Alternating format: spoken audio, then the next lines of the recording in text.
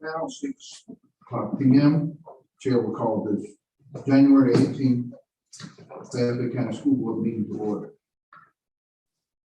The public have been duly notified, and I do confirm a quorum. Chair will entertain a motion to go into executive session for personnel matters. Mr. Chair, Yes, ma'am. I make a motion, we enter executive session for personnel matters. I second. Chair, Ms. Harris has made a motion to go into executive, second by Mr. Davis. All in favor show by the raising of the right hand. That was 7-0. All that we will go into executive session for no longer than 6:30. We should be out shortly. We don't have a long executive session.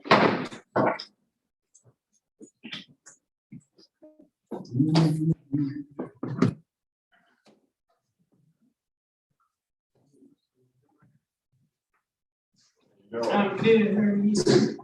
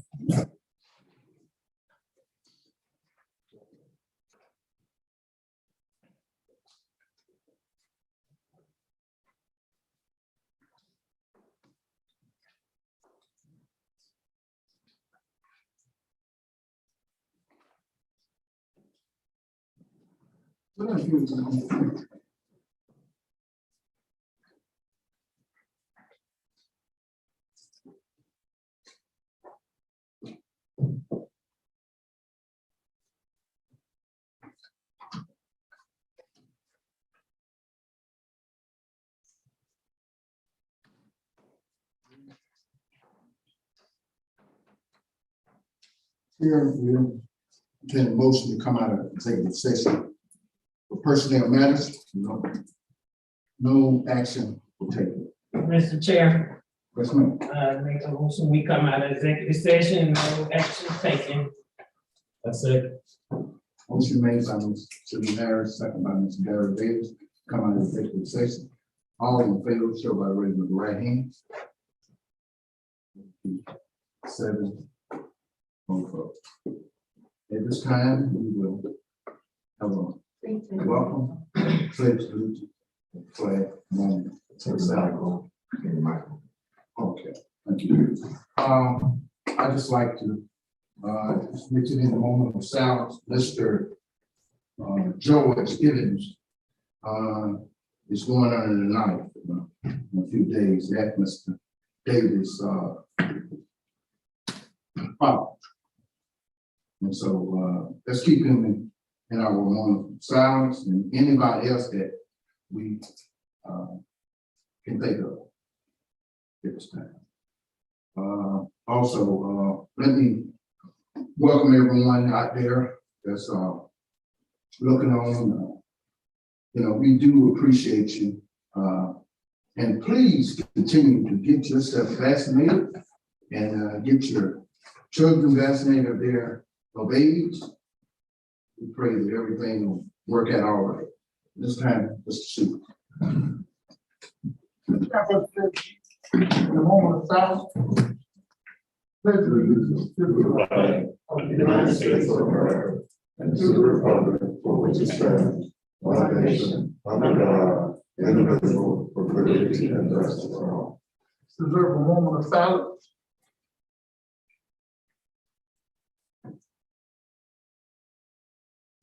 Thank you. Thank you.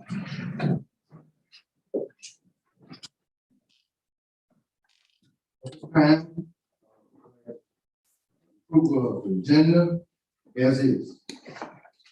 Chair, Yes, ma'am. I make a motion, we approve the agenda as is. Second such motion.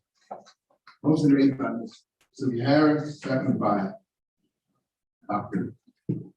James Harris, Jr. All in favor, show by raising of the right hand. That will be 7. Do we have any public comment? No, sir. This kind of presentation and recognition. Do we have Auditor? Yes, sir. Good evening, board, Dr. Green. This evening, we'll have our audit presentation by the audit firm of Holiday Sports and Company. And virtually, we have Mr. Andrew Dobson, who's a partner with the firm. In your board package, you have the actual full audit report. But basically, what we're doing this evening, I'll pass this out and give you a handout. This is a summary of what you will present this evening, which really just summarizes the highlights of our financial results for the year. So, Andrew, if you're ready, you can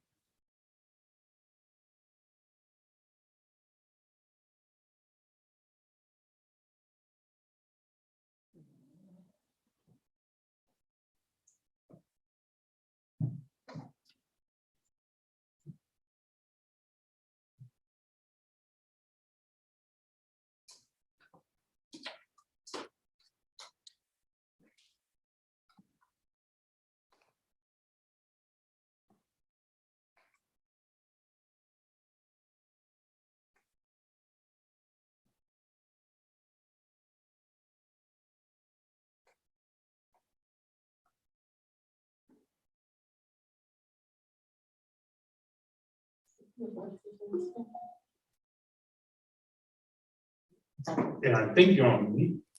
Can y'all hear me now? Okay, yeah. Okay, sorry, I don't know what was going on there. I clicked to get in and it would kick me right out. How are y'all doing this evening? Yeah.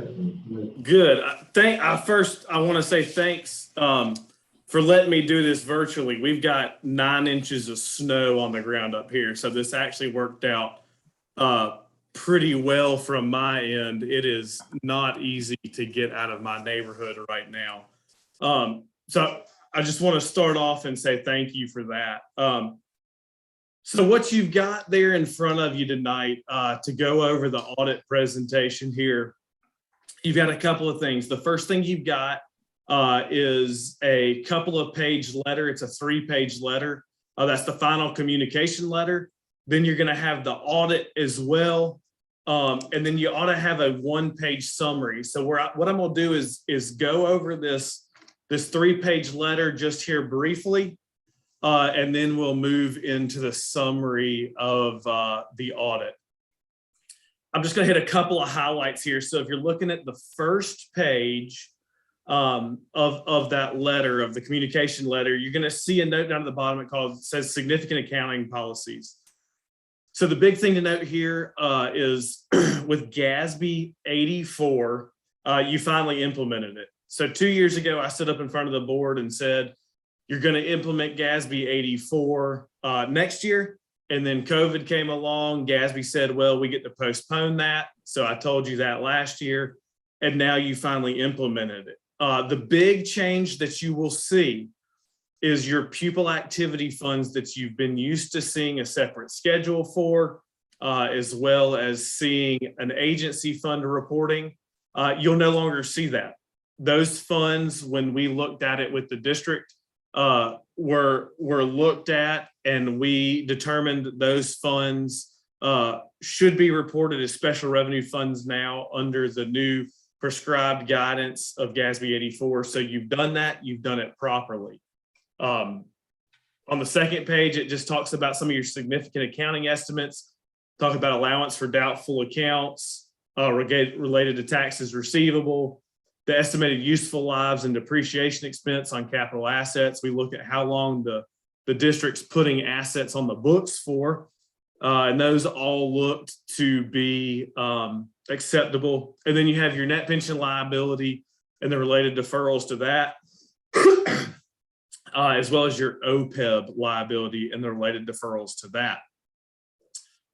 We didn't have any difficulties during the audit. All the corrections that we did find the district has made, and none of those either individually or in the aggregate were material. So we have no material misstatements to report to you this evening. We had no disagreements with management. And management did not go and seek a second opinion on any of the implementation of 84 or anything like that. The very last paragraph on there is the modification to the auditor's report. All this is pointing out is if you go into the audit report and you actually look at the opinion, our actual audit report, and look at the opinion, you're going to see something called an emphasis of matter paragraph. And all that's doing is pointing out the fact you implemented GASB 84. We retrospectively implemented that, which means we restated beginning balances, and that our opinions on past financial statements as well as on the current financial statements are not modified with respect to that adoption. That's all that paragraph is saying. Sometimes people will see that and start to get concerned, but I want you to know that's not the case, and everything was good. So that's that first 3-page letter. Now I'm going to work off of the page that's got the yellow highlights on it. That's kind of an overall summary of the audit. And I'm going to kind of go in a counterclockwise fashion for you here. So if you're looking at the financial statements, the opinion we issued an unmodified opinion on the district's financial statements for June 30th, 2021, which is always great to be able to come before you as a board and tell you that you got an unmodified opinion. It speaks to Kevin's leadership in the finance department, as well as all the other individuals working working together with him to make sure that that takes place each year. The report on internal controls, this is a part of your audit because you have a single audit. We come in and we look at your different internal controls over AP, payroll, financial reporting, and the like. We have no findings there, so we don't issue an opinion. But what we do is if we were to find something, we would issue, we would have a finding and then we would discuss that. But you had no findings. Your major programs this year were food service and the new ESSER funds. So we looked at your ESSER funding and we've had no findings there. So we did issue an opinion on those. And we issued an opinion on your compliance with the applicable compliance requirements for those two different programs tested. We had no findings there, as well as issued an unmodified report. Your government-wide financial summary in the top left-hand corner of that spreadsheet or of that document. So what this is your statement of net position, your statement of activities. So it takes where the district really lives and breathes, if you will, on a monthly and on a yearly basis, which is your fund financials. It builds in things, and then these two statements take it to a full accrual. So I kind of liken it to going from a cash basis, maybe a short-term 30, 60-day outlook, and taking it to a full accrual like you would for having, let's say, business financial statements. So when you're looking at your assets, those assets include all of your fixed assets that the district has. It includes your deferred outflows that you haven't reported. So those are with that pension and OPEB liability. You see your liabilities of $115.7 million. That's taking into account those two real big NPL and OPEB liabilities, as well as your debt. So funds aren't going to report debt. They're going to report the payments of the debt. Here, we're going to report it as a reduction of that liability. Again, deferred inflows, pension, and OPEB, and then your net position, which would be kind of like your equity on a full method at negative $38.9 million. Your expenses, the same thing, full accrual expenses of 55.7, total program revenues of 16.4, and then your general revenues and transfers of 36.9. You can see your accrual change there would be 2.3 million going from 36.6 to 38.9. Looking across the middle of that spreadsheet, you'll see your beginning fund balance, current year activity, and ending fund balance. This is for all of your major funds. The State Department prescribes that we report these major funds. The general fund always gets reported.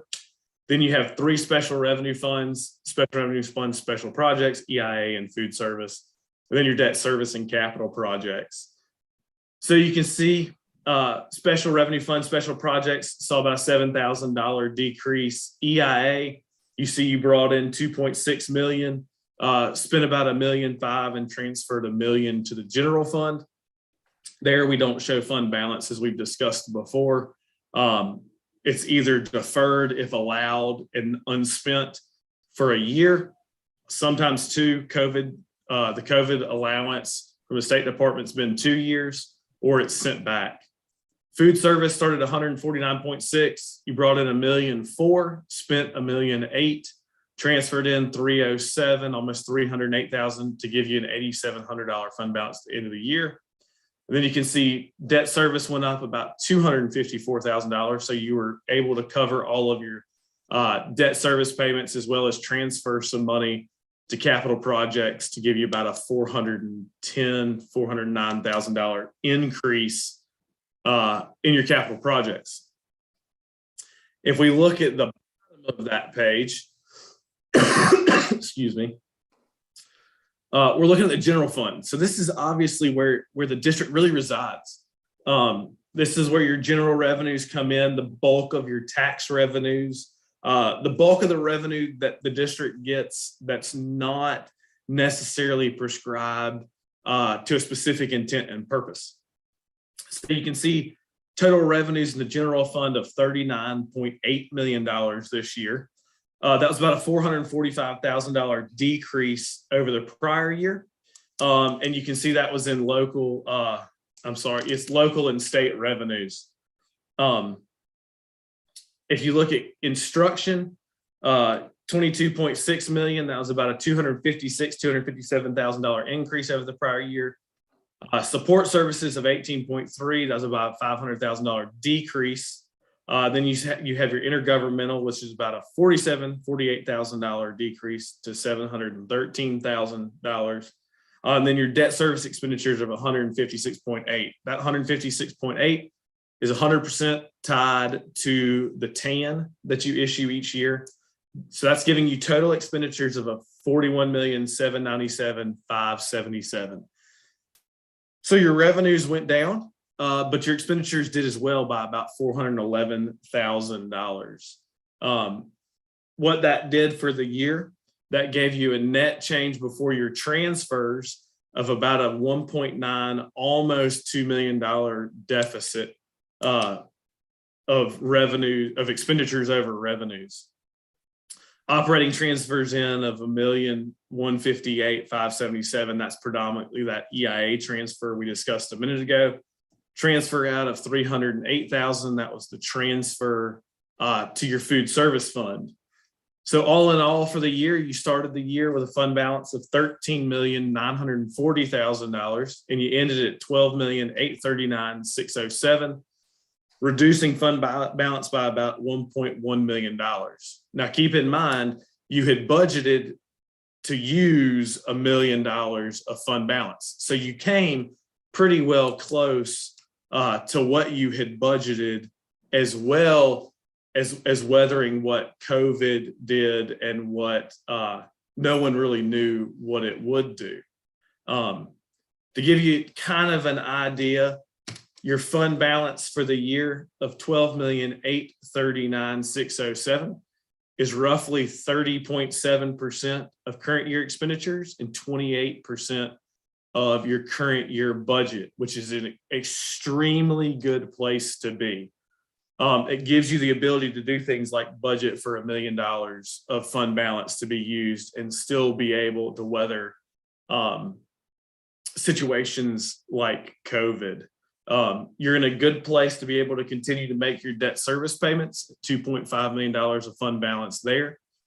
And then your capital projects fund balance of 4.3, almost $4.4 million gives you a nice amount of fund balance as well for some debt-free spending, as well as, going into the future, the capital needs and the improvements of the district that are needed there.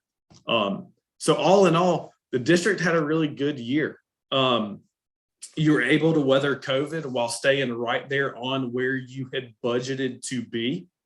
You did have the ESSER and the CRF funds that you were able to utilize during the 21 fiscal year to really set the district up well at 28 to 30% fund balance moving forward. As well as being able to come in and say you have no findings and that you're spending your ESSER money, which is a very big question that a lot of districts have had. You're doing that very well. So like I said at the beginning, that's all a testament to what Mr. Robinson was able to do with the department, as well as, the financial reporting throughout the 2020-2021 fiscal year. Are there any questions? First of all, I thank you for coming to us and giving us the audit report. I think I asked this question before, but I'm gonna ask it again. So being that that we wasn't in school last year, not much, and that we were talking about food service. I think we might have lost about 300,000 or so. Right. I'm gonna pull up the numbers and then I can tell you actually. So what food service did this year? You lost food service for the year lost about $449,000. So what we ended up doing was you had 149, almost $150,000 in fund balance there. Transferred in the balance, you did have some prepaid I'm sorry, not some prepaid. You had some food inventory as well as some receivables there. And so we really tried, food service, we tried to get that fund balance to match that inventory. Just to give you an idea, you lost $449,000 for the year. But your revenue was down $979,000. So you really were able to weather the reduction in students in seats to serve meals to. You still had to have that transfer, but with revenues going down $979,000, you're not down $1 million. So there was obviously a good job with food service, with Mr. Robinson there, as well as Mr. Robinson in the finance department, making sure that those expenditures were watched and kept in line with what revenue was doing. Okay, so being that, I want to make sure this point, that we wasn't in school that much, and so many students, and we have to be reimbursed, right? Correct. Okay, so that was part of the shortfall. Correct. Yeah. So with Seamless Summer, the way COVID meals ran from the State Department, and two, y'all are CEP when you're not Seamless Summer as well. If you don't have kids in seats and you're not serving meals to them, you're not getting food service revenue. You have to serve the meal to claim it for reimbursement. Any more questions? Mr. Chair, Yes, ma'am. Mr. Robinson, I know y'all did a great job, and you always prepare us for whatever's gonna happen that you predict, and you're always on point. So with that being said, how do you think we're looking for the next fiscal year? Are we gonna be about the same, or are we gonna lose some, or are we gonna be back on top, or? That's a good question, and really, I'll have a much better idea next month, because in January is when we receive the bulk of our property tax revenues. And so once January is done and we get a report from the county regarding collections for January, that really gives us an idea of where we'll stand in terms of our local revenues. And as you're aware, our property tax revenues are the bulk of our revenues in the general fund. So next month, I'll be able to come to you and say, oh, we're either looking good, we're on track, or we're a little bit behind. But right now, it's just hard to tell until we get the results from January.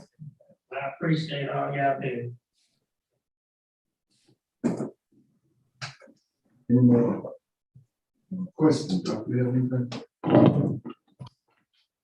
Yes, Mr. Chair, I want to speak to a couple of things. First of all, to speak to the food service issue.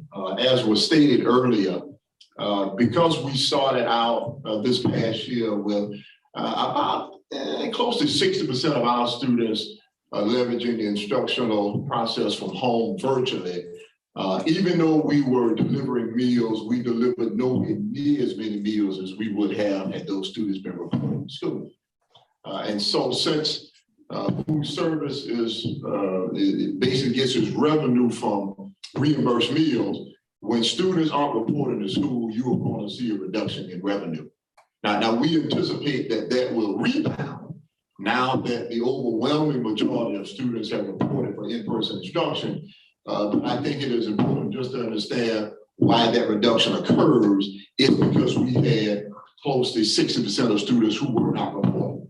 Therefore, they were not eating lunches. Therefore, food services was not being reimbursed for those meals. So I wanted to just clarify, even though we had few students eating lunches, our staffing did not change. I mean, it wasn't as if we went and said, we're gonna lay off some food service workers, we're gonna do something different. Our staffing remained the same. So I wanted to just provide an explanation in that regard.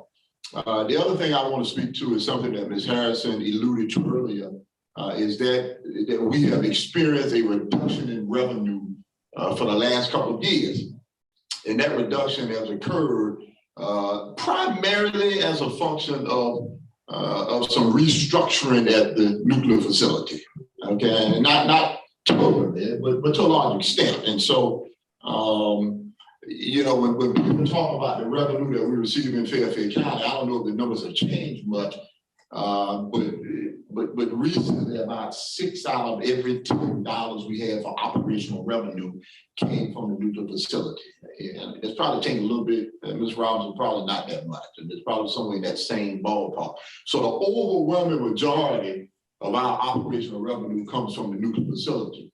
When Dominion acquired the nuclear facility and did some restructuring, abandoned reactors 2 and 3, they got some other properties off the book. That resulted in over $3 million reduction in revenue. So we had some accommodating to do to really absorb that reduction in revenue. And I think it is remarkable that over the course of the last couple of years, we've been able to absorb close to over $3 million reduction in revenue, but still find a way to keep our fund balance close to 30%, as was alluded to earlier. And the whole purpose when people talk about fund balance is really to prepare yourself for these kinds of unforeseen circumstances. You know, people say, well, why do you need a healthy fund balance? Well, you need a healthy fund balance so you can try and navigate when these kinds of things happen. And so we were in excellent position, not that we wanted to see this huge reduction in revenue. Obviously, we would prefer that not happen, but we were in a position where we could absorb that reduction in revenue and give us a little time to get back on stable footing. We are probably going to be in a new normal sometime soon. So we've been experiencing a reduction in revenue for the last couple of years. I suspect that will level off probably in a year or so, and then we'll have a new normal, and then we'll develop a budget based on that new normal. So I just wanted to kind of understand when you hear about reduction in revenue, where that's coming from. Okay, that's coming from some restructuring and things that occurred at the nuclear facility. So I want to just provide those clarifying points. Anything you need to add to that, Ms. Robinson? No, sir, well said. Any more questions for the auditor?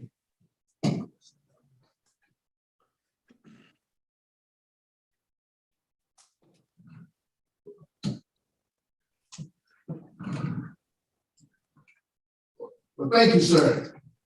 We appreciate your timely assessments, and one thing you said we had what type of opinion? You have an unmodified opinion. It's the highest and best we can give. Well, thank you, and good night to you. Well, I appreciate it. And as always, we appreciate being able to work with y'all and work with the district. And if you start reading through this thing and can keep from falling asleep and you have any questions, you're more than welcome to give me a call, shoot me an email, get in touch with me. If I can't answer your question, I can get with Mr. Robinson and we'll make sure y'all get an answer on whatever your question is. Thank you. Thank you, Mr. Robinson. Thanks. Next, we will have our board recognition. Okay. I will just start off by thanking for listening. Dr. Bell and her staff for a warm gift on tonight. And Dr. Bell is watching, his staff watching from a coalition. I thank you with all of my heart. Ms. Harris. I also want to thank Giger Elementary, Ms. Bramlett and her staff for always knowing what I like.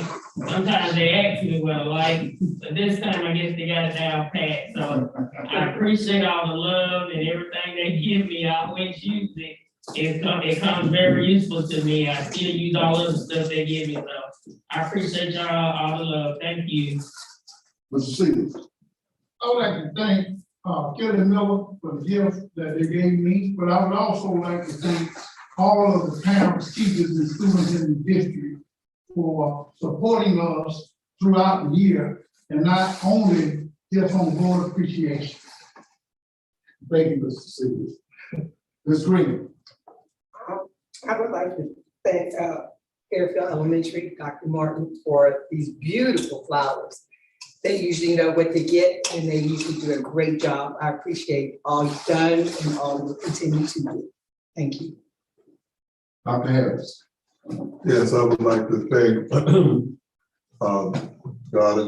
Gordon Odyssey Academy, the Career Center, and Fairfield Central High School staff, administrators, for the lovely gifts that they sent me. And I'd like to say that I am available to assist any way you need me, not to try to tell you how to do your jobs, but if you need my assistance, I am available. Thank you again. Pastor Jackson. Thank you very much for this opportunity to say to Fairfield Middle School, I appreciate you very much. I love you.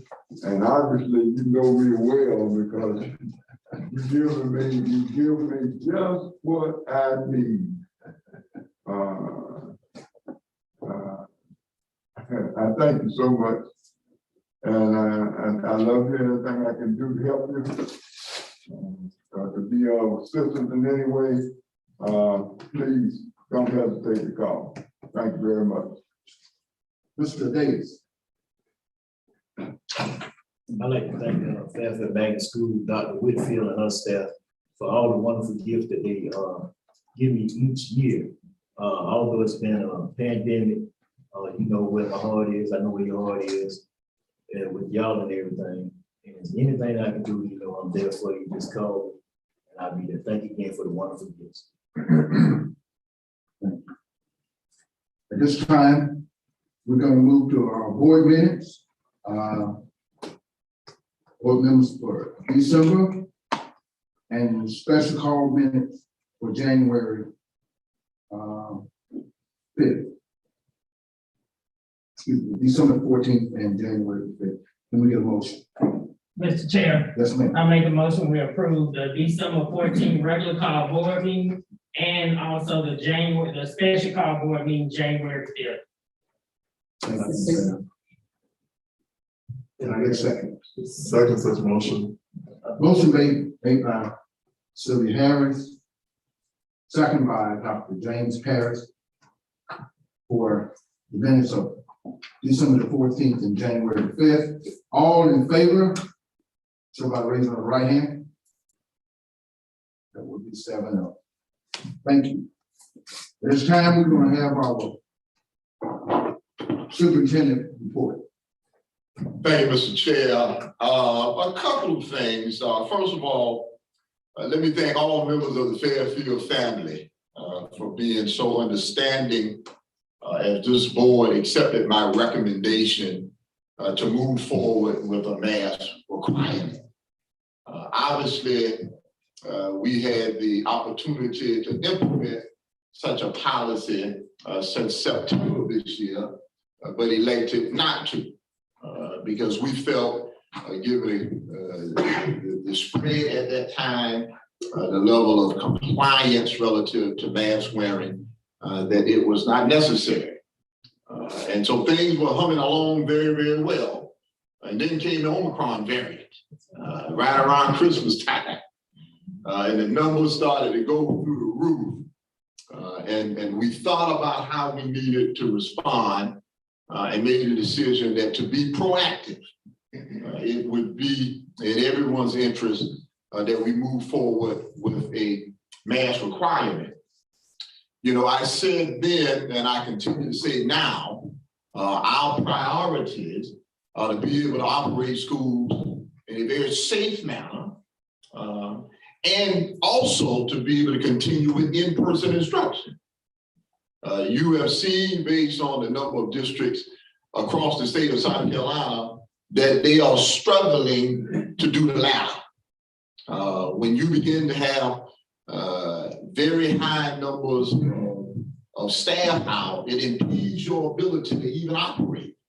And so most of these districts and schools that have elected to move forward a virtual environment have done so because they have so many staff members out, whether that's teachers, that's bus drivers, that's cafeteria workers, whomever it is, that they can't operate school. And so we were trying to be proactive, so we didn't find ourselves in a situation where we had to transition to a virtual environment. And knock on wood, it has worked out pretty well. You know, I've had some parents to call me or text me or send me a message on Facebook when they see things in other districts and say, Superintendent, we get ready to go virtual as well. And my response is, I hope not, because we recognize that in-person instruction is the best mode of instruction. So as long as we can maintain an in-person environment, we will continue to do so. But I am totally convinced that the steps that this board took to accept my recommendation has in no small order given us the ability to maintain this in-person environment. Now, that doesn't guarantee that you won't have a situation where you have to go virtual. Maybe things get worse, but I think it puts us in a good position. And I was at the high school just today. We had a bow tie club meeting, and I was so appreciative as I walked down the hall and walked up the stairs and went to my meeting room. I didn't see a single person walking down the hall who didn't have no mask. Now, I mean, literally, I didn't see a single person who was not adhering to the mask requirement. I've been in just about every elementary school, middle school. I mean, I've been everywhere, and not a single person is not abiding by our mask requirement. And so I recognize that some people weren't all that excited about it, but they recognized that we were doing it for good reason. And I'm appreciative that they are complying. I said that we'll do it for as long as we need to do it. So how long? I don't know how long, as long as we need to do it. So as long as we need to do it where we can maintain a safe environment and continue with safe in-person instruction, we'll do it. When the numbers subside and we don't feel as if it's as urgent to continue, I'll come to the board with a different recommendation. So I thank my students. I thank my parents, even the ones who didn't like my recommendation. I thank you for following it nonetheless.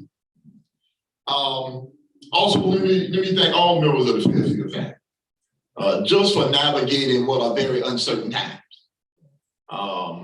You know, this COVID crisis has created some significant anxiety for parents. When you send your young daughter to school every day, it's created anxiety for staff. As you consider how do you ensure that you stay safe and you keep your students safe. I imagine it's created anxiety for you board members because there's no greater responsibility than the health and well-being of the people of this organization and the young people that we serve. And so I appreciate your understanding, your flexibility, your willingness to do whatever is necessary to get the job done. You know, we've had a hard time getting subs right now due to the labor market and some of COVID-19. And so I recognize that we've had lots of staff members who've had to step up to cover classes because we couldn't get a sub. They've had to step up to do duty, double and triple time because we had people out the building. And so even though folks might be a little tired, they may not be necessarily excited about it, they have done it with a good spirit because they know they are doing it for the best interest of the young people of this district. And I don't want anyone to think that we are appreciative of that. I recognize that it is a tough time and people are making some significant sacrifices. I mean, every time you have 5 or 6 people out and you have one sub, somebody still has to cover that class. Okay, and if you don't have a sub, that means the teacher has to cover that class. That means the instructional aide has to cover that class. Maybe the assistant principal has to cover that class. I can tell you at elementary school, we have some assistant principals and literacy directors. We have all kinds of people covering classes, teaching classes, do whatever needs to be done to ensure that we can serve the young people. And that's all over this district. And so I just felt it would be appropriate for me to let everyone know how appreciative we are as a leadership team of the job that each one of them has been doing. I want to bring your attention to another issue. that has been dominating the headlines as of late. It's a piece of legislation that received a subcommittee hearing, I think this past Tuesday, and we'll have another subcommittee hearing on tomorrow. It is Bill S935. It's titled the Education Scholarship Account, better known as school vouchers. And so the proposal is to shift money away from public schools to private schools for parents who elect to enroll their children in private schools. And this is something that has received quite a bit of conversation. And I have spoken on it several times. I've written some things on it. And I plan to make my way down to the State House on tomorrow and share my thoughts. Okay. There's an opportunity to testify in that regard relative to the bill. And first of all, let me say for anyone listening, I support any parent's right to enroll their children in a private institution. Okay, I have no issue with that. I am all about student success, whether you are enrolled in a public school or private school. So this is in no way an animus to people who elect to enroll children in private school. I wish them the absolute best. But the question is, rather we should shift public dollars to private institutions. And I am against that, and I'm against it for a couple of reasons, and I'll share a couple. The first reason is that private schools get the opportunity, which you get when you're private, to accept or reject whomever you like. Okay, and so a private school can say, well, we aren't serving exceptional needs students, or we won't serve a pregnant student, or we won't serve a student who's low grade level, or we won't serve a student because he's had some discipline problems, or for whatever reason they decide that they don't want to serve students. And I respect their right to do so. My issue with this piece of legislation is I don't think it's fair to give private schools the public's dollar, but not the obligation to teach the public's kid. Okay. And so my issue is that if private schools want to benefit from the public dollar, they should be required to accept all public students the same way public schools are. Okay, and so if private schools want to do that, then I think we have something to talk about.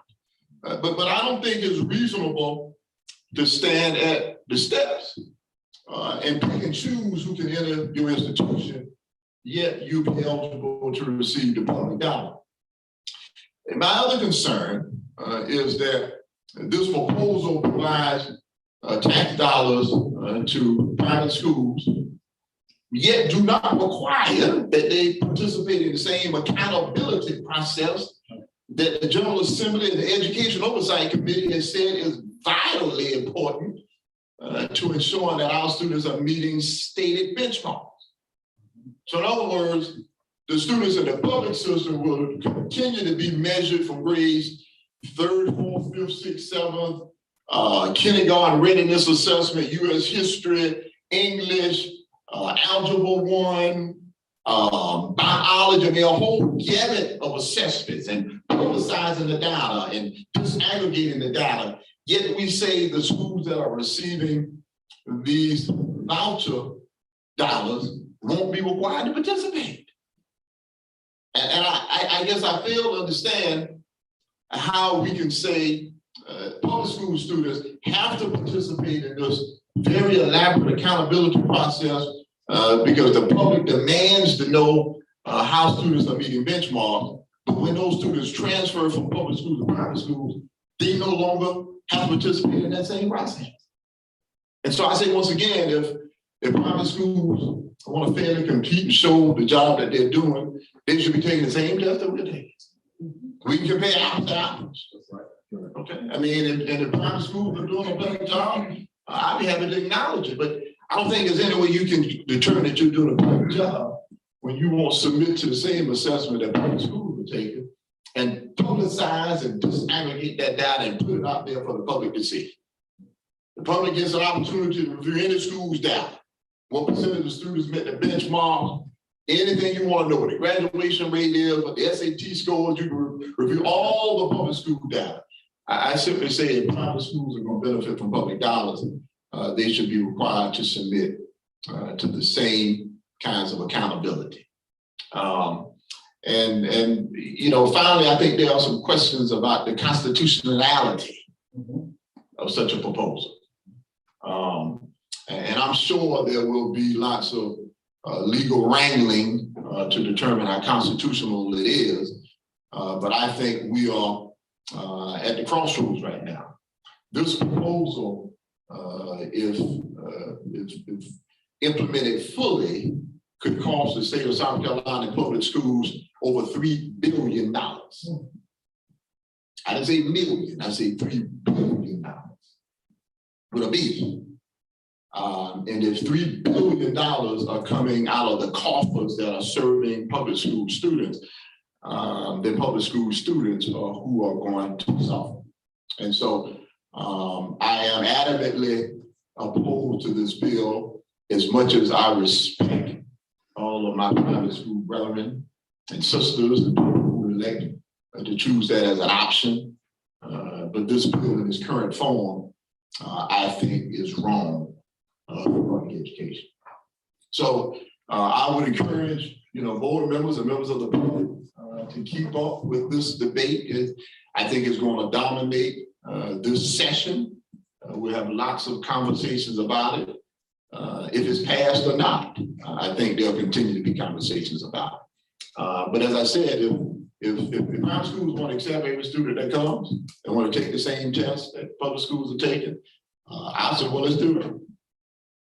Let's see what happens. If we really think the whole idea is that it can improve education in South Carolina. And finally, you know, when I keep hearing people say, you know, this proposal is to assist students that are unsuccessful in the public system, yet you want to maintain the ability to restrict students. I would have asked the question, well, who is it you want to turn away? I mean, if the whole idea is we want to help these exceptional needs students that aren't doing well, then you surely don't want to turn them away. If you want to help these poor students who aren't doing well, you don't want to turn them away. We want to help these students that are below grade level, not meeting standards. You don't want to turn them away. I keep struggling when you say, well, we still don't want to be obligated to serve all kids. Who is it you want to turn away then? Because all the students that you say you're doing this to serve, I would suspect that you should be obligated to serve. But you know, I ask you to continue to keep up with that, and there'll be some additional conversations moving forward relative to this legislation. Any other questions before I leave that? Mr. Chair, Dr. Green. Yes, ma'am. I totally agree with you. My girls went to private school for a couple of years, but that was by choice. It was a personal issue. We took them there and we accepted the responsibility. I wouldn't dare want no public money to follow my kids because that was our choice.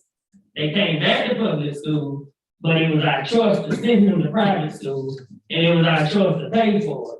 So therefore, we didn't ask for no money and wouldn't want no money to follow them because it was a choice you made. So I totally agree with you. And if they're gonna accept that, then they need to accept all kids. You know what I'm saying? I keep hearing people say you need to put parents in charge. In essence, this legislation doesn't put parents in charge. It puts private schools in charge. That's right.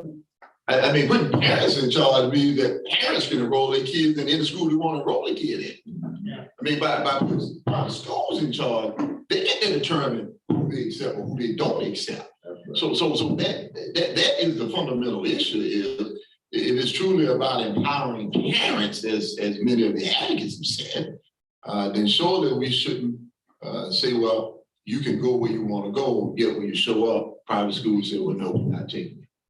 Okay. You can take a test, and if you're on grade level, then we'll enroll you. I mean, just imagine that we operated that way, Mr. Jackson. I said, well, you know what? When you arrive in kindergarten, we're going to give you a test, and if you're on grade level, we'll take you. If you are on grade level, you got to find someplace else to go.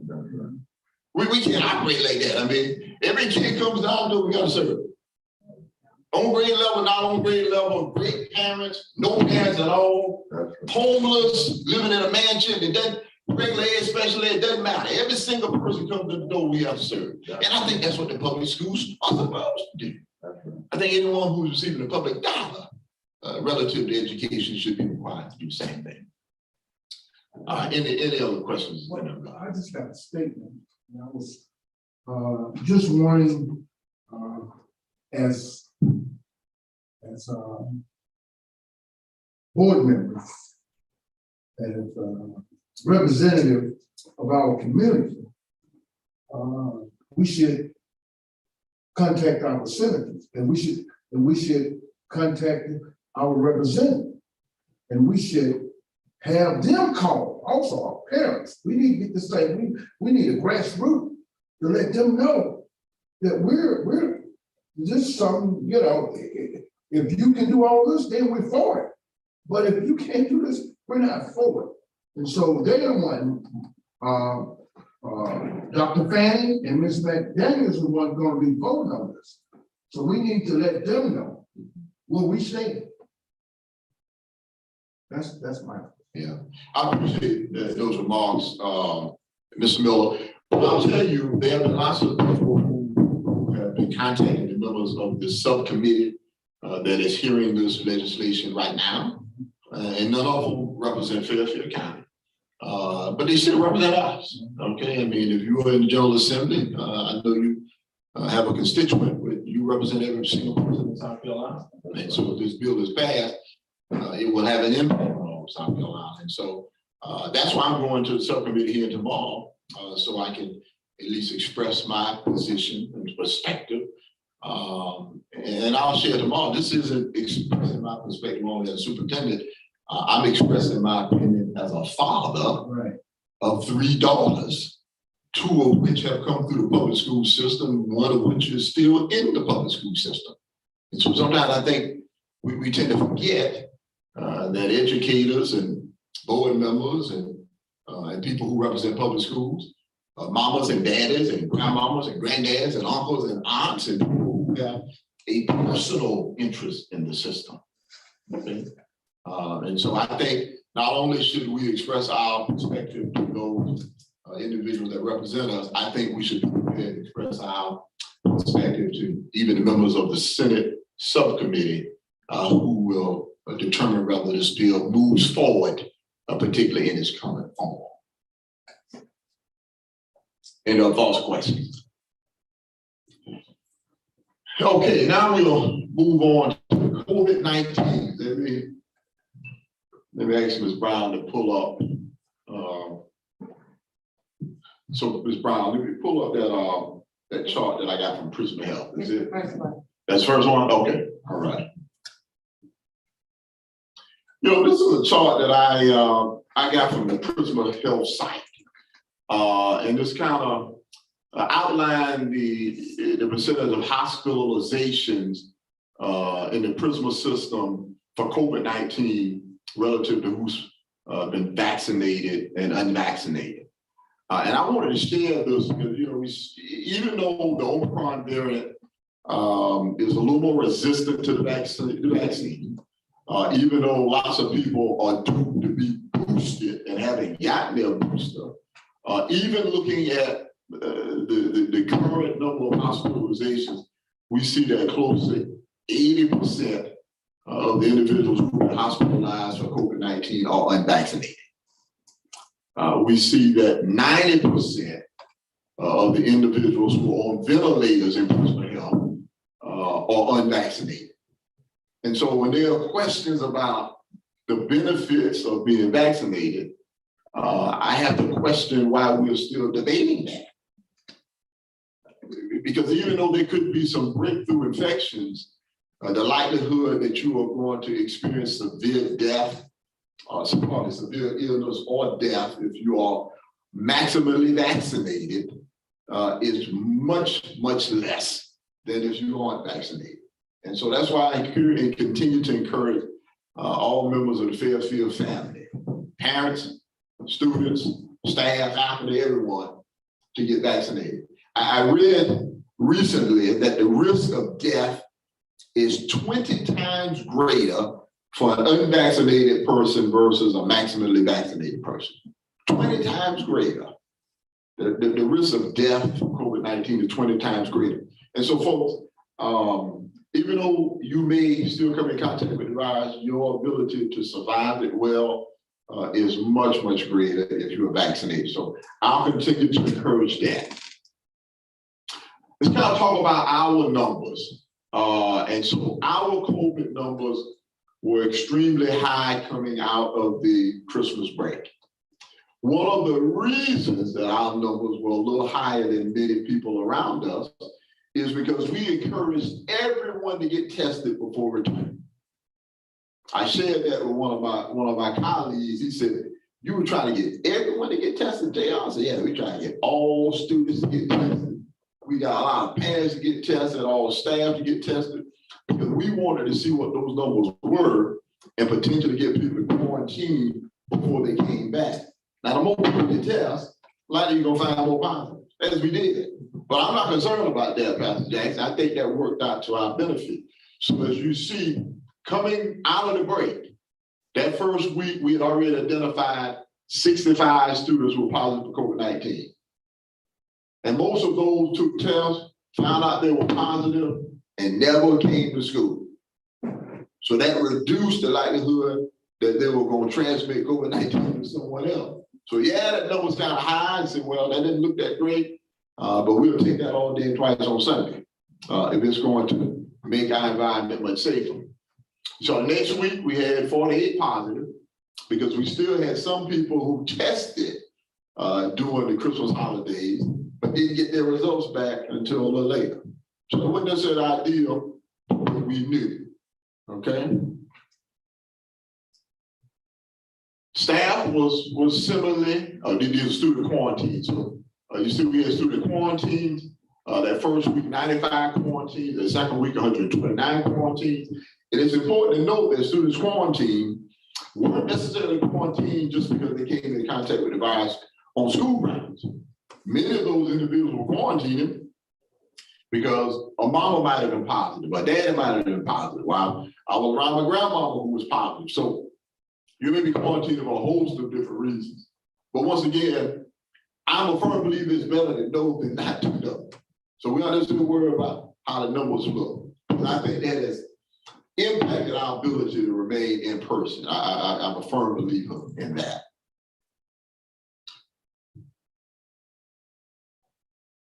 So looking at student isolation and quarantines for this past week, 12 isolation, which means that there was an identified positive from Fairfield Central, and 14 quarantine, 6 isolation from Fairfield Middle, 13 isolations from FES, 5 isolations from the Magnet, 2 isolations from McCoy Liston, 5 from Giga, and 5 from Kelly Miller. But once again, I think the fact that we have been diligently testing has improved our ability to navigate this crisis. Staff cases, they're similar. As you see, we had, is that 18? I can barely see that. What's that first number? Is 18 there? 18 that week as we were returning, and then 20 the following week. And so, once again, gave us the ability to identify staff members and get them isolated before they return, so we can reduce the number of transmissions.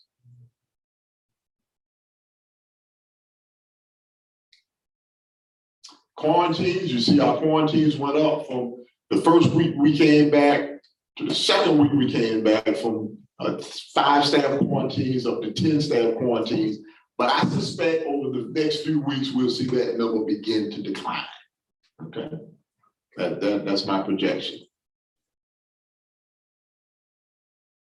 Before we get to any questions, we are partnering as a function of a DHEC grant with a vendor that will be providing testing to Fairfield students and staff. And we not worked out totally how many days. I mean, they're willing to come as many days as we request. But we'll be doing PCR testing for Fairfield students and staff. And we can pretty much guarantee we'll get the results back within 48 hours. Now you see, why is that so beneficial? It's gonna give us a convenient avenue to get tested. It's gonna eliminate some of the long wait times where people had to wait 2, 3, and 4 hours. Because we're gonna have a vendor on site that is testing specifically for Fairfield faculty and staff. In addition to that, our nurses have received rapid tests. And so we are going to start utilizing some of those rapid tests when we need a response immediately. And so a PCR test is going to take about 48 hours. If we need to get a response ASAP, our nurses are going to be in a position to administer rapid tests. But we understand that a PCR is now the gold standard. That gives you the most reliable information. But we are getting ready to even expand our ability to test faculty, staff, and students. Any questions? Yes.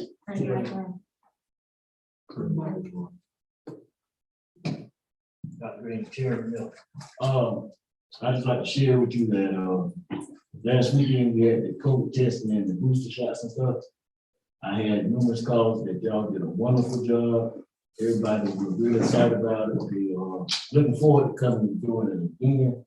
And also I'd like to share that on tomorrow, you can order your free COVID test from the government, www.covidtest.gov. They give you 4 free tests to any household. So that might be something that be interested in getting those free tests as well. Yeah, I appreciate that, Mr. Davis. The test that occurred at the district office was in partnership with DHEC.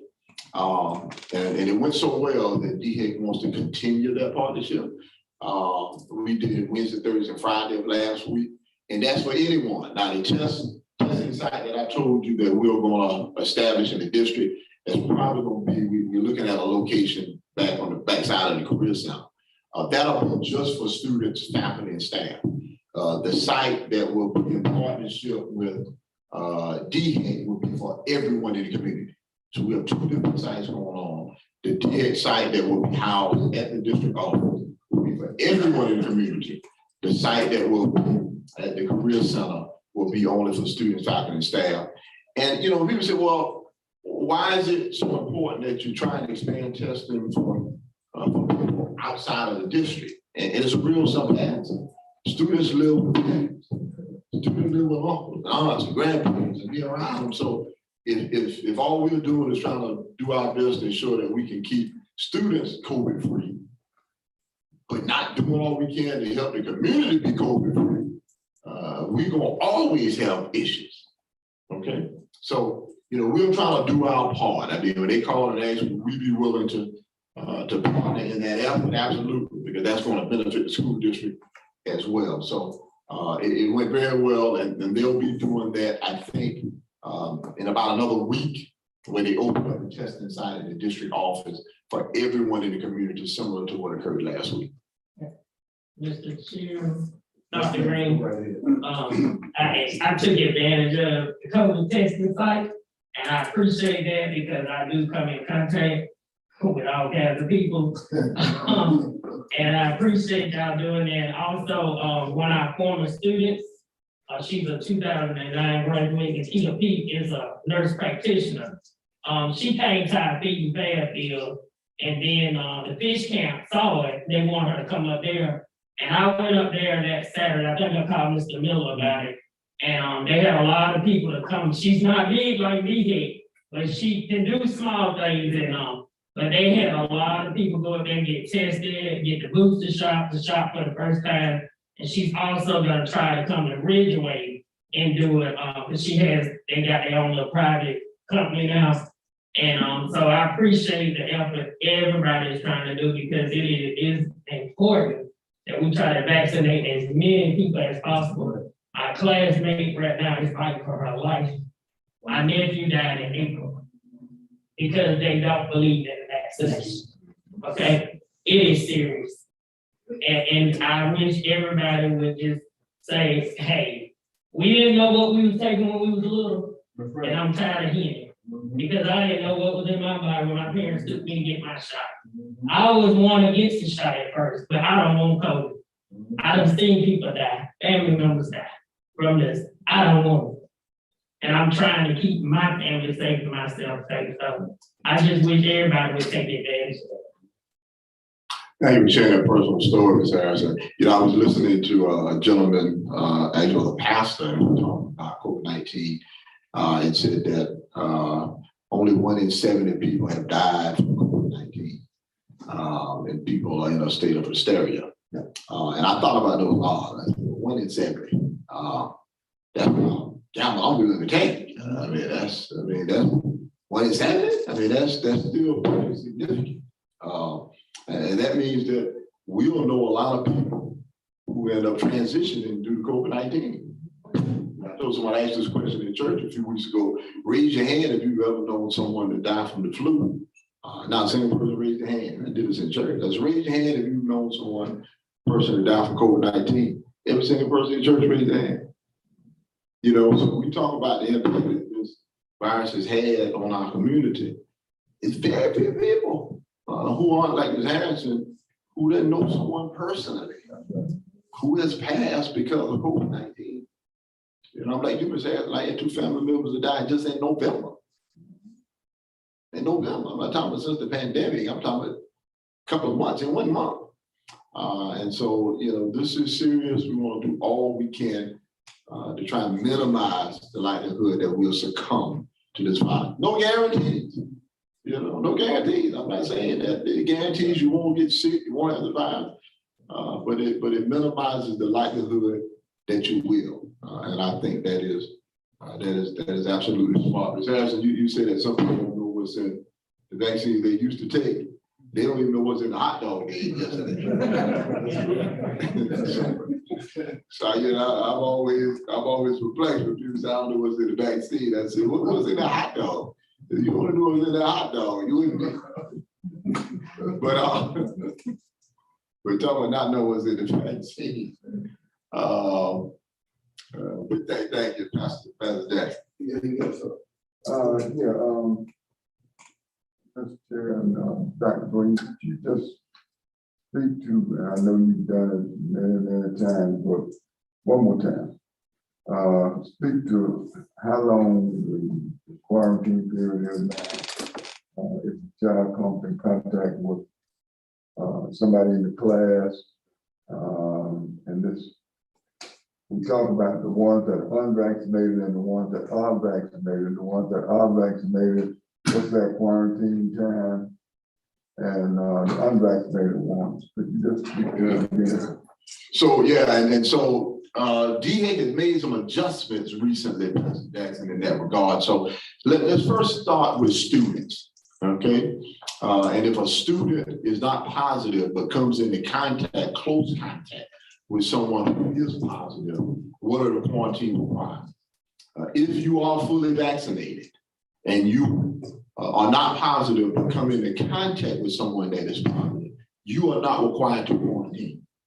Okay, so in other words, if I'm vaccinated and Mr. Miller is positive, I come into contact with Mr. Miller, as long as I'm fully vaccinated, as long as I don't have any symptoms, I'm not required to quarantine.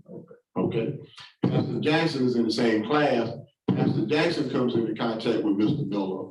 He isn't vaccinated. Pastor Jackson has to quarantine for a minimum of 5 days, and it used to be longer. The CDC has modified that.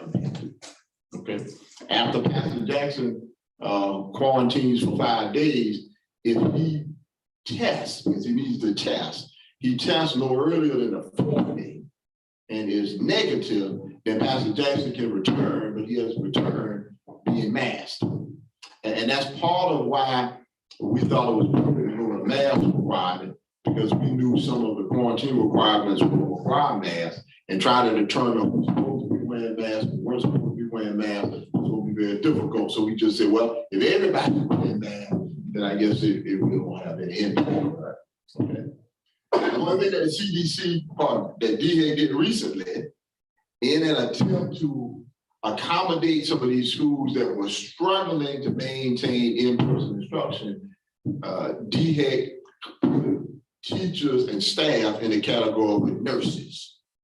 And by that, they said, if a teacher is a close contact to someone who is positive, even if you aren't vaccinated, if it is a crisis staffing situation, a staff member is not required to quarantine as long as they monitor and do not have any symptoms.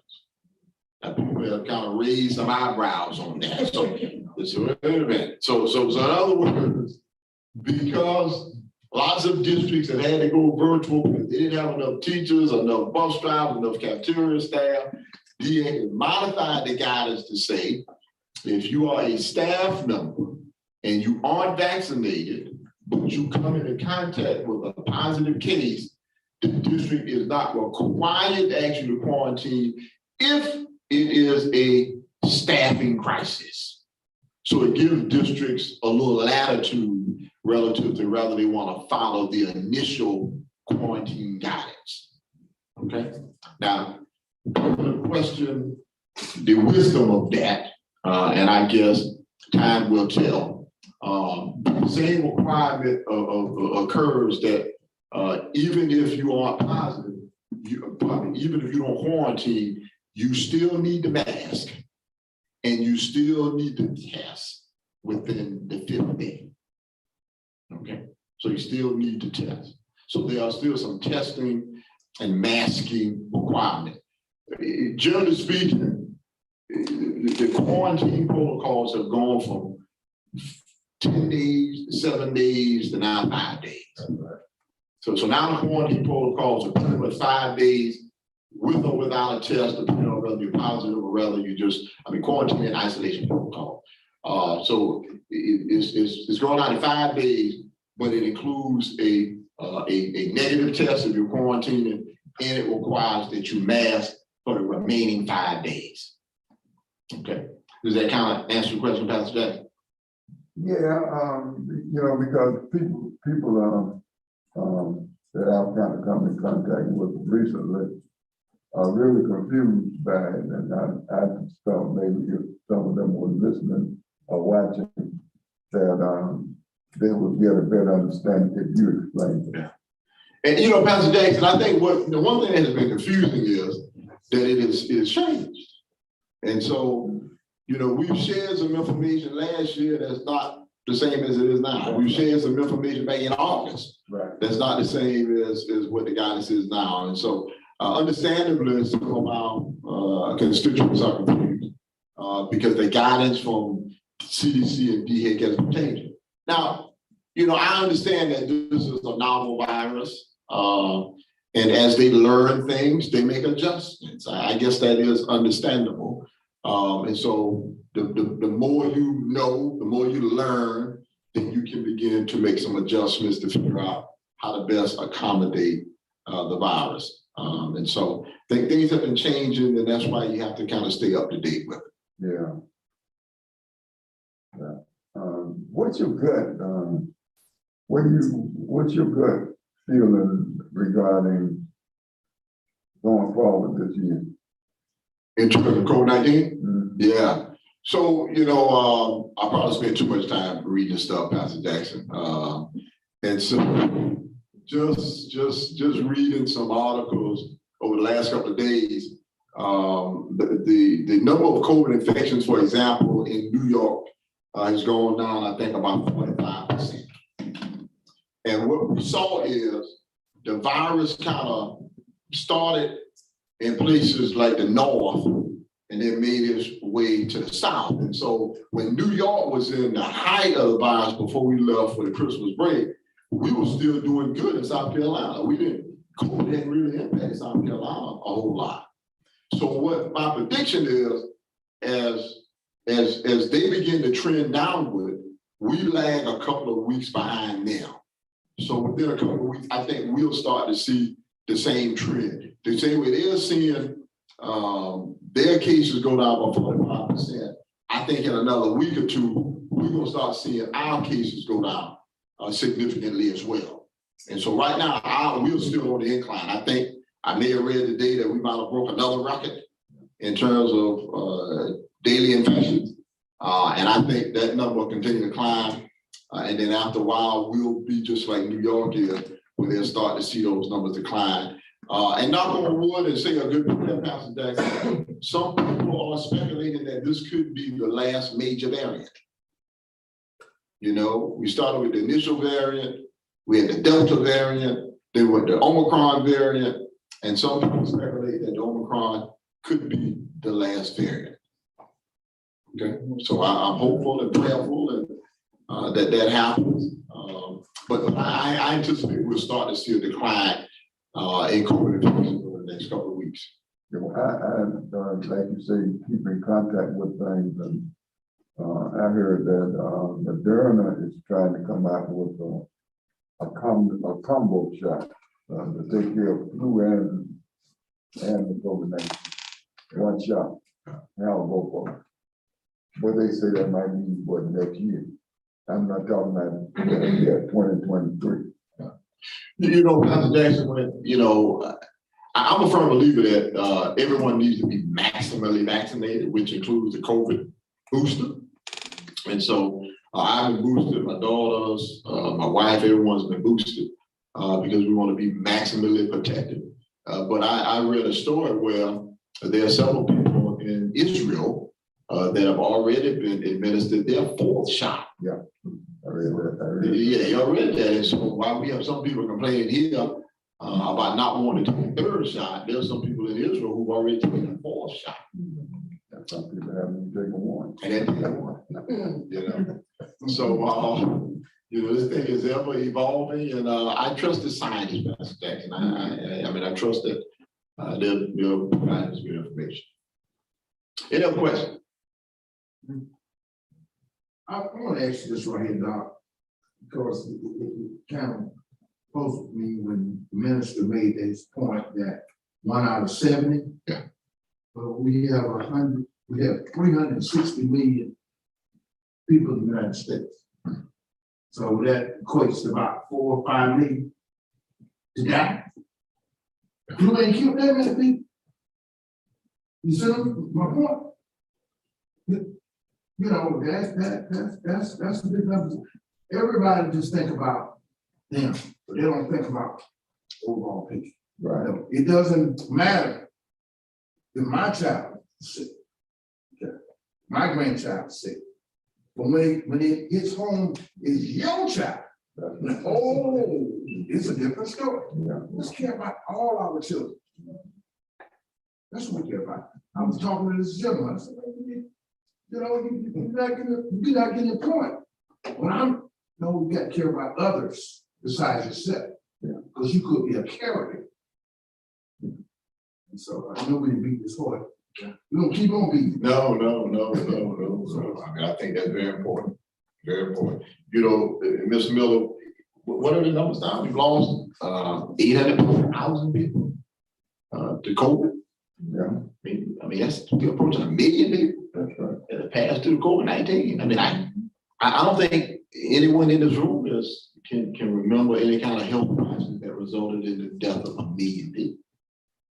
We gotta go back to Spanish flu kind of time, you know. I mean, so that's very significant. It's hard to minimize that. Right. That's a lot of lives lost. And it's also extremely difficult too, because people are listening to folk who they think they ought to be listening to, rather than listening to the people who are supposed to be the experts. And that even includes, and I hope I don't step on everybody's toes now, but it is what it is. Mm-hmm. I mean, that even includes the pulpit. You know, you got folk in the pulpit giving out the wrong information. You know, I heard a guy say 99% of the people recall, so why does everybody have to be vaccinated? You know, and he's saying it from the bullet pulpit with a huge membership. You know, I was surprised to hear him say that. Well, you know, and I heard that same sermon. And I was thinking, when I heard that, Pastor Jackson, you say 99% of people who are infected with COVID-19 survive it. But how many diabetics survive it? How many people who are cancer survivors? How many people who have COPD or some kind of asthmatic ailment? How many people who are overweight? How many people with high blood pressure? I mean, so, you know, it's easy to look at the number of people, you know, 7-year-old kids in that statistic and healthy 21 years old in that statistic. But when you start drilling down in the numbers, okay, it tells a different story. And And so, then when you like Ms. Harrison and it's in your family, that's a different story. yeah, absolutely. Thank you, Dr. Well, thank you. I appreciate it. Right now, we're gonna go to curriculum instruction. Dr.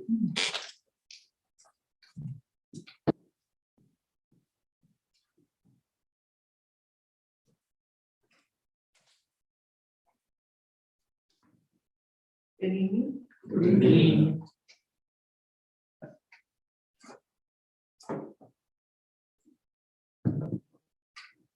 For your approval is the first reading of the 2023, 2022, 2023 academic calendar. And as a reminder, I wanted to hit some of the highlights of the proposed academic calendar because this is a modified calendar that is different than what we have presented to you in the past. This particular calendar has an intersection break that will take place in October and in February. It also, we wanted to have an earlier start date. Students will, first day of school will be August the 1st. Teachers, of course, will return the week before on July 25th. And the last day of school for students will be June 1st, 2023. And we're in hopes that in adopting this proposed modified calendar, that this would help reduce the summer slide that many students could experience as a result of the pandemic. And then also students under this modified calendar will have the opportunity, those students who are taking high school credit bearing courses will finish the first semester before winter break. And so when they return in January, these students who are taking high school credit bearing courses will take new semester courses starting in January. Now, back in the fall, which seems like a really long time ago, we had an opportunity to share with you our preliminary thoughts as it relates to this modified calendar. And so we had the opportunity to gain some stakeholder feedback from our stakeholders, and we sent out 2 draft calendars. One was the traditional calendar, and then the other calendar was the modified calendar that was shared with our stakeholders. The district received over 390 respondents and over 120 comments from the various stakeholders. Once we received the stakeholder feedback, had an opportunity to review the stakeholder feedback, we, the calendar committee, submitted our recommendation to Dr. Green to move forward with the modified calendar as our proposed calendar for the 2022-2023 academic school year. Now, with one of the changes that we made based on the feedback that we received from the stakeholders, they resoundingly wanted the asynchronous days added back. When we looked over the comments, that was the one comment that rang true, that they wanted the asynchronous days included. And as you review the calendar, you'll notice that we did not include asynchronous days in December and May due to summative and formative assessments. And we did not include an asynchronous day in February because an intercession break is already included in the month of February. And so we felt that it was important, after hearing from feedback, especially from our teacher forum, along with what we received back from our stakeholders, we felt it prudent to move forward with recommending this calendar to our superintendent, and it's for your approval, first reading approval tonight. Thank you. Let me get a motion, please. It's a motion, yeah, put a motion for this and just. Yes. Okay. Mr. Chair, I'd like to make a motion that we accept first reading of the First reading for the 22-23 proposed academic calendar. Second such motion. Motion made by Ms. Harris, second by Ms. Harrison, second by Dr. Harris. For our schedule for the 22-23 calendar year. Is that correct? I'll make sure. That's right. Do we have any questions? Before we go on? Yeah, I got, go ahead, Ms. Green, you might wanna go ahead, cause I got some sent to me. Let Ms. Green go first. Go ahead. Have a question? You had mentioned that this was a blend of both of the calendars that were submitted before, true? I would not say this is a blend of the calendars. What I would say is that we took the modified calendar that was initially sent out. It remained the same, except for we added the asynchronous days to the calendar, to this proposed calendar that we are providing for you tonight.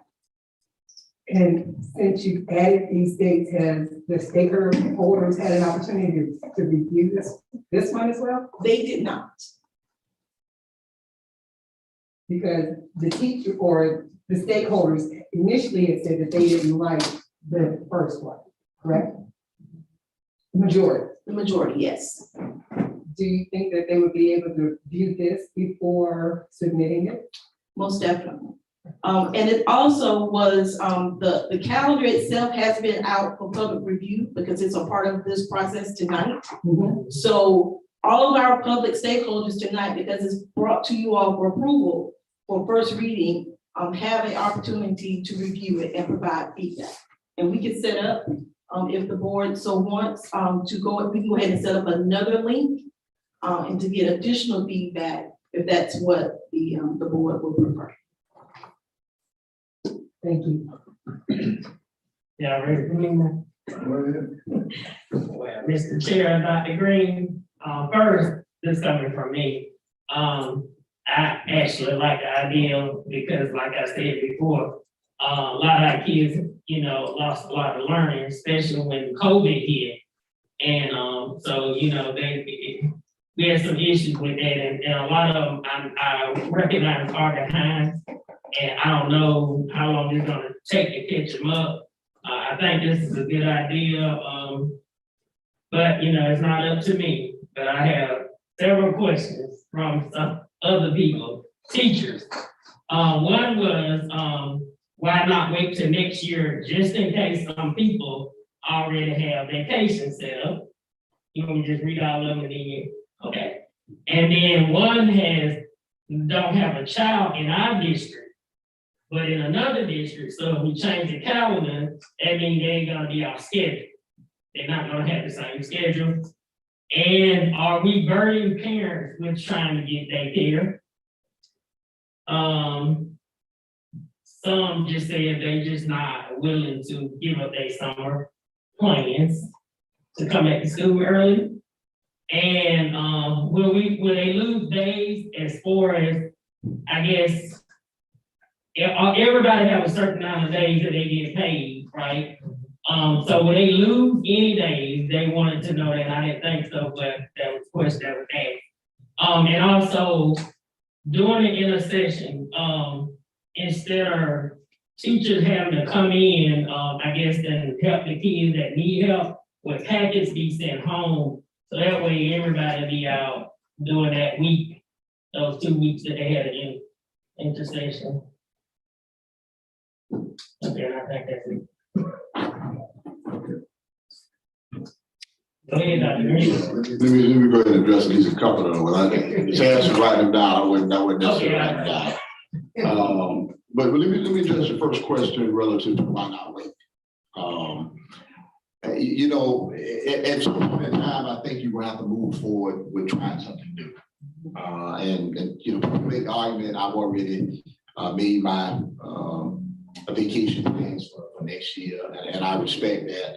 But I think a calendar in January gives people significant advance notice relative to summer plans. So I think that is reasonable. Now, if we were trying to make a change in May, then I would understand. But making a change in January, I think, is reasonable. The next point I want to make, and I've heard some people ask this question about other districts that may be on a different calendar.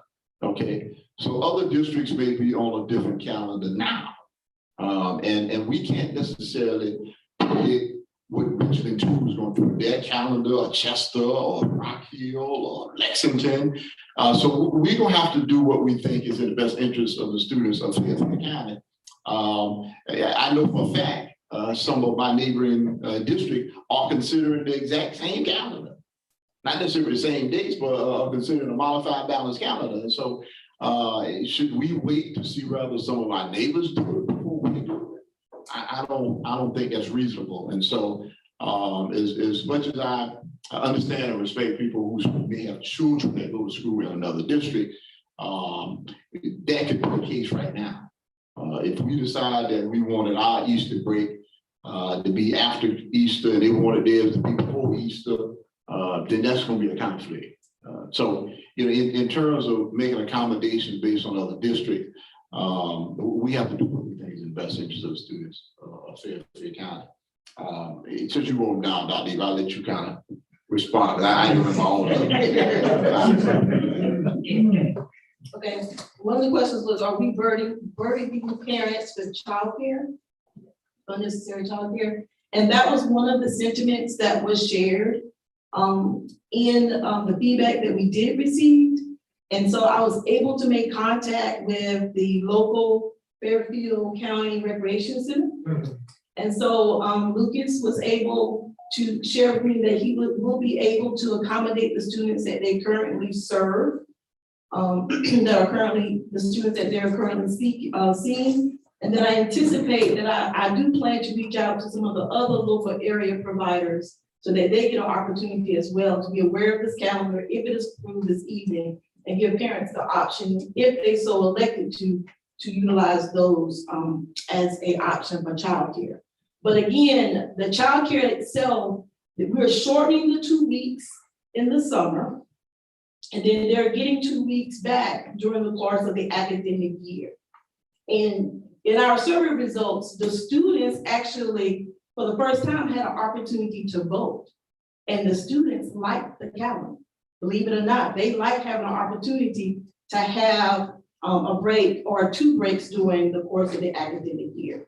But again, our parents have responded well to the asynchronous days that we've done for the past 2 years.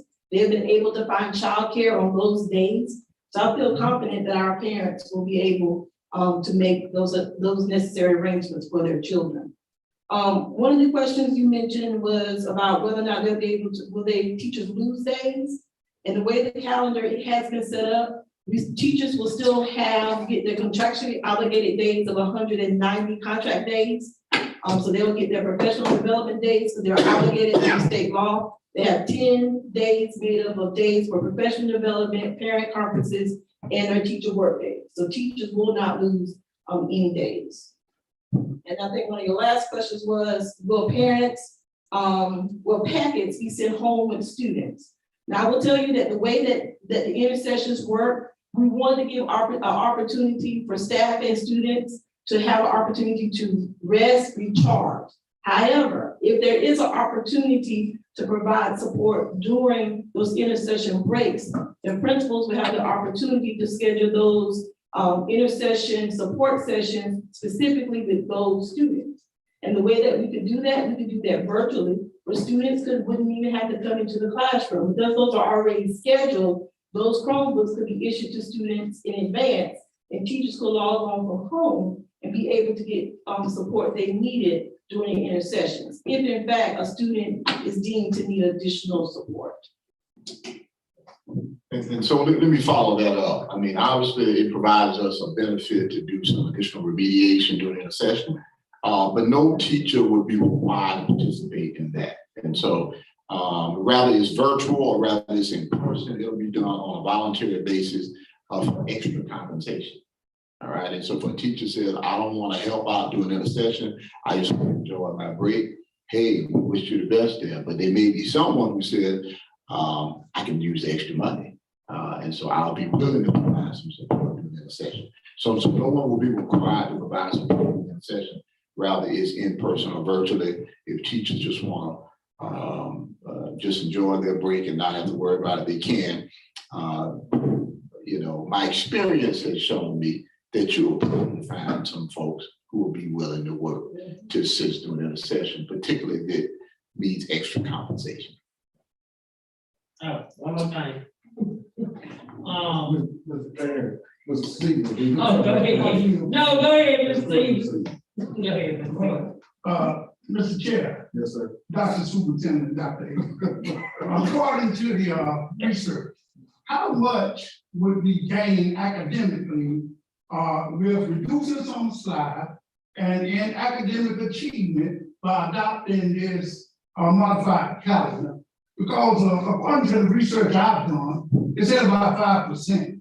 And I'm just wondering if 5% worth of say the outcome. So yeah, that's a very good question, Ms. Siebels. First of all, what I'll tell you is, you know, obviously the research is very mixed relative to how much you're going to benefit academically from this kind of modified balanced calendar. Our decision is not based strictly on academic progress. I mean, obviously we want to see some of the slide reduced, but we're creating breaks in the schedule also benefits teachers. Where they aren't necessarily getting to a point of burnout. I think it benefits students where they need some breaks as well during the course of the year. And ultimately, I don't think we'll know the true benefit, even when you look at kind of national studies and say, generally speaking, you've seen a 5% increase. Obviously, that's on average. Okay, and maybe on average, they've seen a 5% increase in academic achievement. Maybe we see a 50% increase in academic achievement. Maybe some other districts see a 2% improvement. But the one thing that I do know, Mr. Siegel, is we won't see any difference if we never do anything different. Yeah. You know, so as much as we can speculate on what will be the impact of doing something different, until you do something different, you don't know if you're going to see something different. So my perspective is, well, why not give it a try? And so for some of the people who said, well, I don't know if you're going to see improvements in academic achievement, or I don't know if people are going to like it. Well, if we do it and we don't see improvement, or if people don't like it, we can always go back. So it's not a final decision, okay? And so I am willing to explore something new. What I'll tell you, Mr. Siegels, does, the districts that have done it, I haven't seen a single district go back in South Carolina. So all the ones who've done it have said, my people want to go back once they've done it. Their parents, their staff, everyone has enjoyed it. So I think it's worth a try in terms of the ultimate benefit relative to academic achievement. We won't know what to do. That was the last one. If it didn't work, then we go back. So that's it. You answered it already. Any more questions? And you know, you say the last. Yeah. And one final point. I mean, obviously, when we sent out the survey, it was 53-47 again, somewhere in that ballpark. It wasn't a huge difference. It was close to 50 with staff. I mean, it was a little bit more students who were in favor of it than the traditional calendar, and parents somewhere in that same ballpark, close to 50. If the numbers had been overwhelmingly against it, I would have accepted the recommendation from the calendar committee, but it was close enough to where I felt that it would be worth a shot for us trying something different. With that said, I mean, obviously, the board can accept that recommendation or decide that you want to stay with a traditional calendar. And I mean, Dr. Avery, we won't have our opinions bruised if that's the decision of the board. Okay, but based on the feedback from the calendar committee, and what we've seen in the survey and the research, we think it is worth a shot. Any more questions? Anybody else? We're prepared to vote. All in favor of the first reading of the proposed calendar for the 22-23 year, so by raising of the right hand.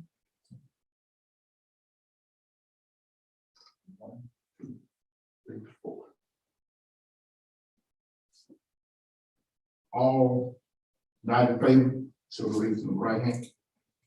We have three. First reading.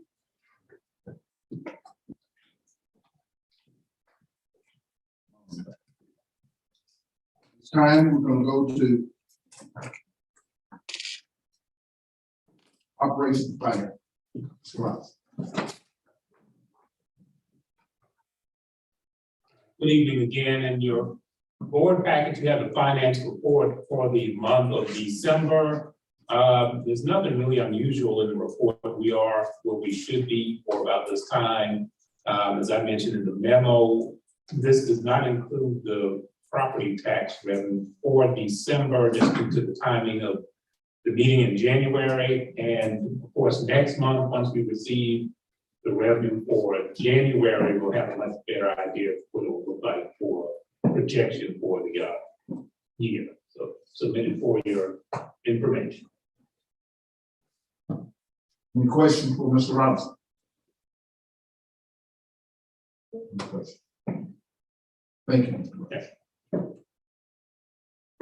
It's time, human resource.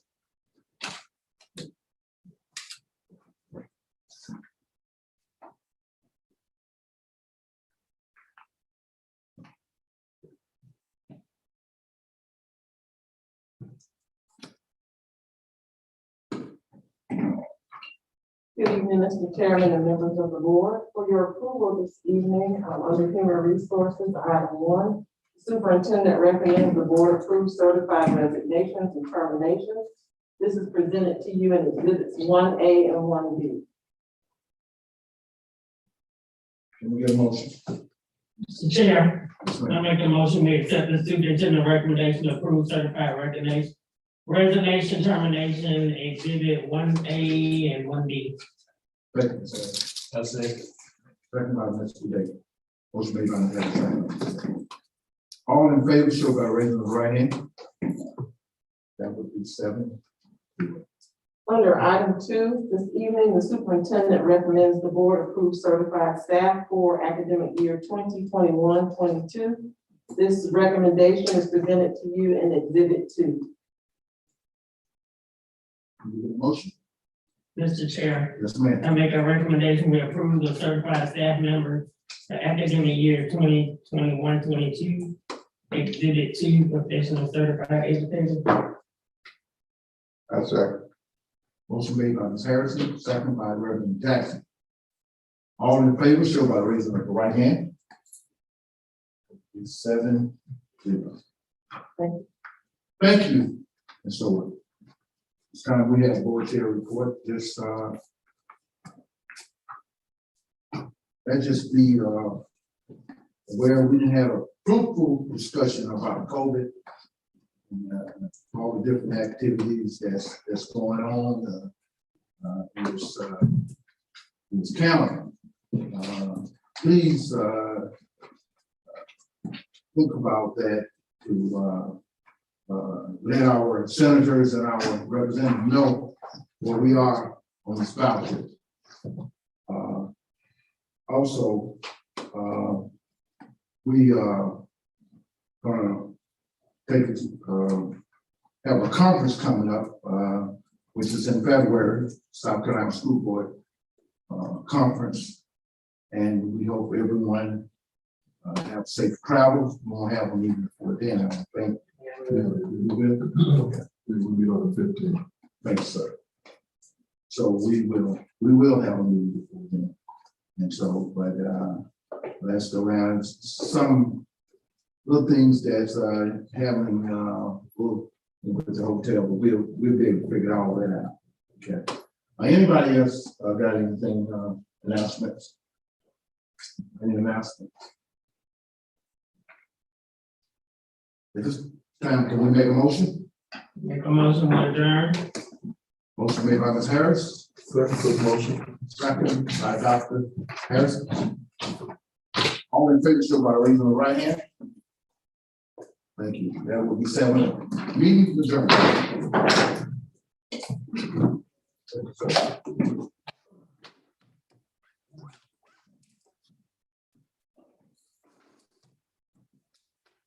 Take care of them. Y'all watch the ice, watch out for ice. All